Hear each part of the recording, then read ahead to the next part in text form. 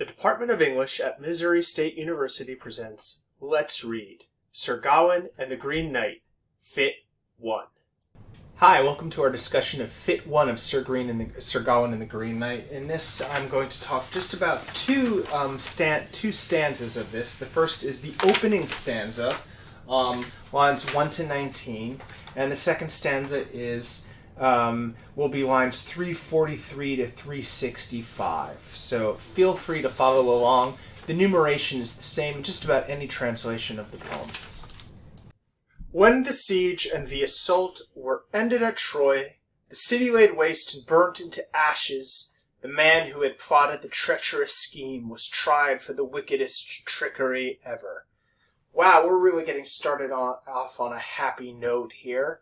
Who would have thought that this was a Christmas story after all? Why, in fact, is the author talking about Troy when this is a story about England and King Arthur?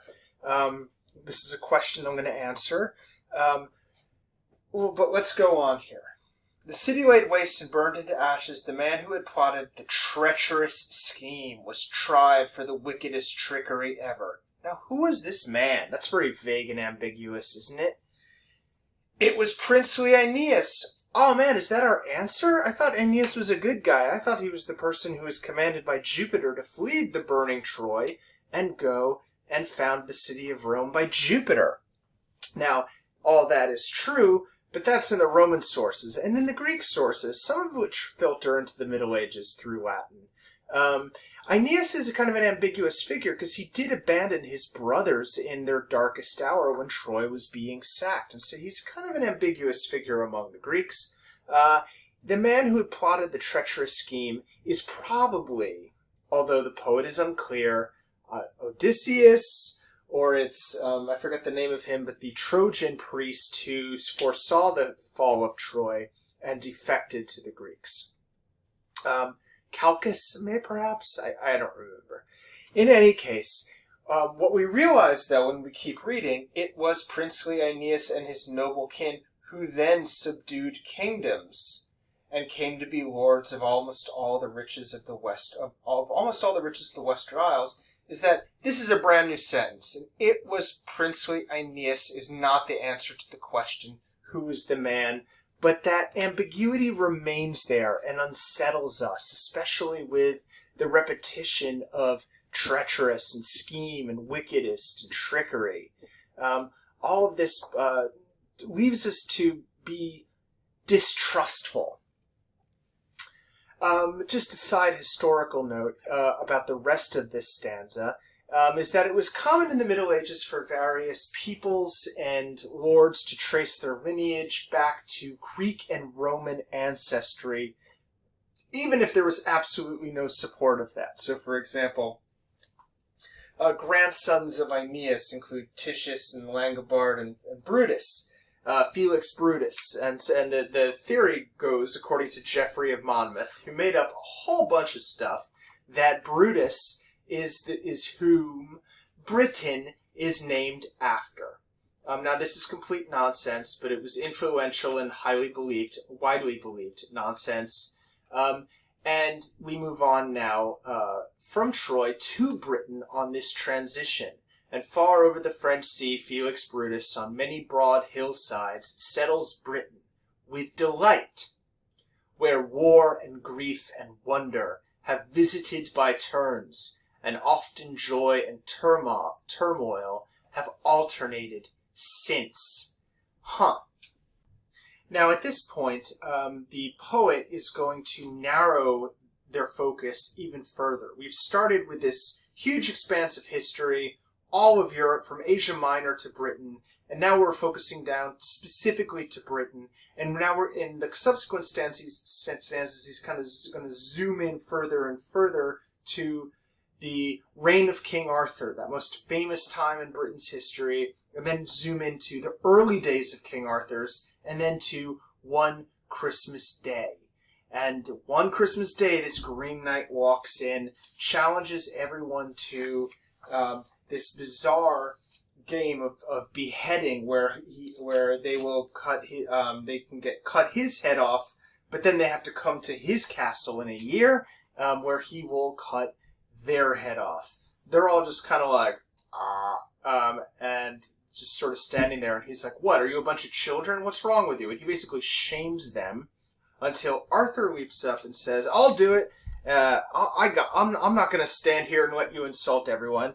But then Gawain cuts in. And this is our second Fitt stanza in Fitt 1 that we're looking at in this video. Said Gawain to the king, if you would, noble lord, bid me rise from my seat and stand at your side, if without discourtesy I might leave the table, and that my liege lady were not displeased, I would offer you counsel before your royal court.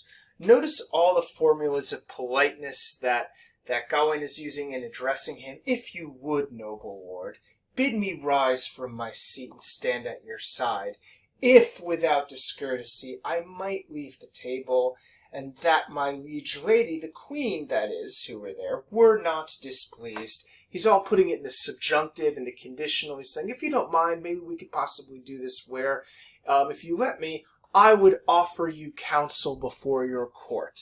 And offering counsel here is not to say that he's smarter or wiser or has better ideas. It is, in fact, his duty as a vassal to offer counsel. One thing that every vassal swore to their lord in the Middle Ages was, in Latin, it was called auxilium, where we get auxiliary from, which was the putting his own body and his wealth at the disposal of the military service of his lord, and consilium, that is counsel, that is his true advice and wisdom as much as he could summon. And he's doing his duty to his lord by offering counsel. He says, it seems to me unfitting, if the truth be admitted, when so arrogant a request is put forward in hall, even if you are desirous to undertake it yourself, while so many brave men sit about you in their places, who, I think, are unrivaled in temper of mind. When so many brave men are around you, so many warriors who are unequaled in battle, I should do this. I am the weakest of them. The whackest of them in the Middle English, which always cracks me up because it's like 90s slang. You know, that's whack. I am the whackest of them, I know, and the dullest minded, so my death would be least loss if truth should be told. Only because you are my uncle am I to be praised. No virtue I know in myself but your blood. And so Gawain's asking to prove himself, right? He knows that people might think that he's only so highly placed in the court because of his relationship to the king. And there's all these other brave men, these brave fighters, and he's young, and he wants to prove himself. And he says, this is foolish, this is stupid, let me do this. If something were to happen to me, there would be, the loss would be the least.